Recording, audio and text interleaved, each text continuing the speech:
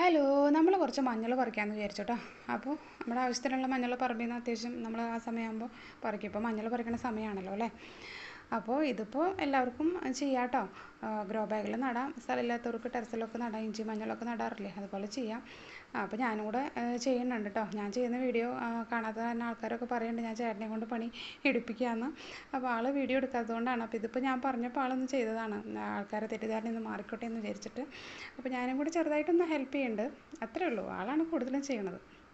അപ്പോൾ നല്ല വിഷാംശം, നമ്മൾ ഈ വിഷാംശം കളയാനായിട്ട് മഞ്ഞൾപ്പൊടി ഇടുമല്ലോ എല്ലാത്തിലും, പച്ചക്കറിയിലും ഫ്രൂട്ട്സിലൊക്കെ. അപ്പോൾ അതിൽ തന്നെ വിഷമാണെങ്കിലോ മഞ്ഞൾപ്പൊടിയിൽ. അപ്പോൾ നമുക്കിതിങ്ങനെയൊക്കെ അവരവരുടെ വീട്ടിലുണ്ടെങ്കിൽ പൊടിച്ച് ഉപയോഗിക്കാം. അപ്പോൾ നമ്മൾ നടാനുള്ളതൊക്കെ വാഴയുടെ കൂട്ടത്തിലിട്ടു, മഴ പെയ്യുമ്പോൾ നടാനായിട്ട്. അപ്പോൾ ജാതിക്കും കുറച്ച് കിട്ടി, അങ്ങനെ ഇത്രയും ജാതിക്കും മഞ്ഞളും കിട്ടിയിട്ടുണ്ട്. അപ്പോൾ ഇതാണ് ഇന്നത്തെ വിശേഷം. അപ്പോൾ ബാക്കി നാളെ അടുത്ത വീഡിയോയിൽ കാണാം.